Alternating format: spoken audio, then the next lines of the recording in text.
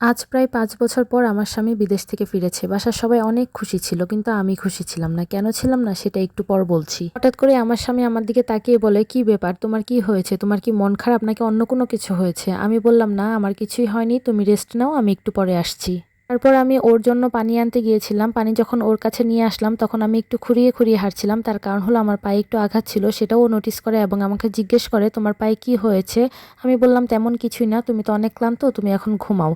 তো তারপর উনি বলল, "আচ্ছা ঠিক আছে, আমি এখন ঘুমাচ্ছি। ঘুম থেকে উঠে বিকালবেলা আমরা ঘুরতে যাব। তুমি খুব সুন্দর একটা শাড়ি পরবে আর তোমার যেই স্বর্ণের গয়নাগাটি আছে সেগুলোও কিন্তু পরবে।" আমি আর কিছু বললাম না। আমার স্বামী তখন ঘুমিয়ে গেল। প্রায় ৩ ঘন্টা পর ঘুম থেকে উঠে উনি আমাকে বলছেন, "এখন তুমি রেডি হয়ে নাও।" উনি আমাকে আবারও বললেন, "তুমি কিন্তু খুব সুন্দর দেখে শাড়ি এবং গহনাগুলো পরবে।" আমি তখন একটু হেসেই বললাম, "আমি এগুলো কোথায় পাবো? আমার তো হাতে গোনা ২-৩টা শাড়ি আর কিছু থ্রি পিস আছে। আর সবগুলো থ্রি পিসই আমি এই যে বাসায় রেগুলার পরছি। এগুলো পরে কি আর বাহিরে যাওয়া যায়? আর আমি স্বর্ণের গহনাই বা কোথায় পাবো? আমার এগুলো কিছুই নেই।" আমার স্বামী তখন রেগে গিয়ে আমাকে বলল, "তুমি কি আমার সাথে মজা করছো?" আমি তখন বললাম, "না, আমি তোমার সাথে কেন মজা করব? যেটা সত্যি আমি সেটাই বলছি তোমাকে। আমার এগুলো কোনো কিছুই নেই।" তখন আমার স্বামী আমাকে উত্তর দিল, "কেন? গত মাসে যে আমি তোমাকে ১,০০,০০০ টাকা পাঠালাম তোমার নতুন গহনা কেনার জন্য, সেগুলো কোথায়? আর প্রতি মাসেই তো আমি কয়েক হাজার করে টাকা পাঠাতাম তোমার জন্য আলাদাভাবে। কই মা তোমাকে সেগুলো দেয়নি? তাছাড়া ৩-৪ মাস পর, পর আমি তোমাকে তোমার পছন্দের শাড়ি কেনার জন্য মায়ের কাছে টাকা পাঠিয়েছি। সেগুলো কোথায়? কি করেছো তুমি সেই টাকা দিয়ে?" তখন আমি রেগে গিয়ে বললাম, "আমার এগুলো কিছুই নেই, কিছুই নেই আমার।" তখন আমার স্বামী বলতো, "কেন? যখন ফোন দিতাম তখন তো ঠিকই বলতো তোমার নাকি সবই আছে। কোথায়? এগুলো এখন কোথায়? কোথায় গেল সবকিছু?" তো একটা সময় আমি স্বামীর সাথে রাগ করে কথা বললেও এখন আর কান্না চাপিয়ে রাখতে পারিনি। একটা সময় গিয়ে আমি কেঁদে দিয়ে বললাম, "এগুলো কিছুই আমার নেই। তোমার মাকে জিজ্ঞেস করো। তোমার মা আমাকে এগুলো কিচ্ছু দেয়নি। পাশের রুমে তো তোমার মা বোন বসে আছে। তাদেরকে ডেকে জিজ্ঞেসই করো না। আমি মিথ্যা বলছি না সত্য বলছি।" এসব কথা শুনে আমার স্বামী রেগে গিয়ে তার মাকে ডাক দিল। মুহূর্তেই আমার শাশুড়ি রুমে এসে বলল, "কি ব্যাপার বাবা? কি হয়েছে? তুমি না ঘুমাচ্ছিলে? বউ কি তোমাকে ডিস্টার্ব করছিল? কি বলো? আমাকে বলো, কি সমস্যা?" আমার স্বামী ওনার কথা পাত্তা না দিয়ে জিজ্ঞেস করছে, "আমার বউকে যে এত, এত শাড়ি পাঠালাম, গহনা পাঠালাম, আমার বউয়ের শাড়ি কোথায়? আমার বউয়ের গহনা কোথায়? এতদিন পরে আমি আজকে বাড়িতে আসলাম। তারপরও দেখছি ও একটা নোংরা কাপড় পরে আছে। কোথায় গেল সেগুলো?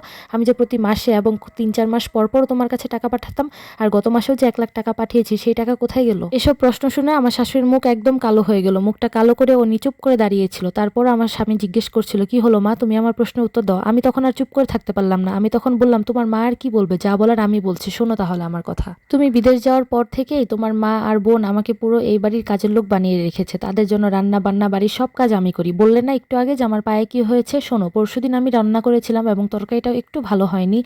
লবণটা একটু কম হয়েছিল। সেই জন্য তোমার মা গরম কড়াই আমার পায়ের উপর ঢেলে দিয়েছিল। আমার কাজে একটু ভুল হলেই তোমার মা আমার গায়ে হাত তুলে, তোমার বোন আমার গায়ে হাত তুলে। তোমার বোন তো আমার বয়সে ছোট, কই সাহস পায় এগুলো? সে আমার গায়ে কিভাবে হাত তুলতে পারে? তারা সবসময় আমাকে বলে, "আমার ছেলে বিদেশে গিয়ে অনেক কামাই করছে, আমার ভাই বিদেশে গিয়ে অনেক কামাই করছে। তোকে কি বাড়িতে বসিয়ে বসিয়ে খাওয়াবো?" আমি তো বসে বসে খাই না, আমি তো সব কাজ করেই খাওয়াই। তারপরও তারা আমার সাথে খারাপ ব্যবহার করে। সব কাজ করার পরও তাদের মন পাই না। গত মাসে যে ১,০০,০০০ টাকা পাঠিয়েছো, সেই ১,০০,০০০ টাকা দিয়ে তোমার বোন নতুন আইফোন কিনেছে। আমি কিভাবে গহনা কিনবো? ওই যে তোমার বোন দাঁড়িয়ে আছে, তাকে ডেকে জিজ্ঞেস করো না আমি সত্যি বলছি না মিথ্যা বলছি। আর এই যে এই কয়েক বছরে যে কতগুলো ঈদ গেল এলো, এর মধ্যে আমাকে শুধুমাত্র ২-৪০০ টাকা দামের থ্রি পিস কিনে কিনে আমাকে বানিয়ে দিত। আমি কোথায় পাবো ভালো কাপড়? আর সব কথা শুনে আমার স্বামী তো খুব রেগে যায় এবং তার মা আর বোনকে ডেকে বলে যে আমার বউ যা বলছে সেগুলোকে সত্যি? তারা তো কোনো উত্তরই দিতে পারলো না, চুপ করে মাথা নিচু করে দাঁড়িয়ে থাকলো। আর তখন আমার স্বামী বলল, "কেন আমার অনুপস্থিতিতে আমার বউকে এত কষ্ট দিয়েছো?" তখন ওনারা আর কিছু না বলতে পেরে শুধু এটাই বলল যে, "বাবা, আমাদের ভুল হয়ে গিয়েছে।" এরপর আমার সাথে রাগ দেখিয়ে ঘর থেকে বের হয়ে গেল। তারপর আমার স্বামী বলল, "আমার খুব ভুল হয়ে গিয়েছে, আমার আরো সচেতন হওয়া উচিত ছিল তোমার প্রতি। তোমাকে আর কষ্ট পেতে দিব না। তোমাকে নিয়ে আমি বাহিরে ঘুরতে যাব, আমরা খাবো দাবো, আমরা এখন অনেক আনন্দ করব।" তারপর আমি আমার স্বামীকে বললাম, "আপনি যদি আমাকে ভালোই রাখতে চান তাহলে আমার একটা কথা রাখবেন?" উনি তখন বলল, "কি বলো?"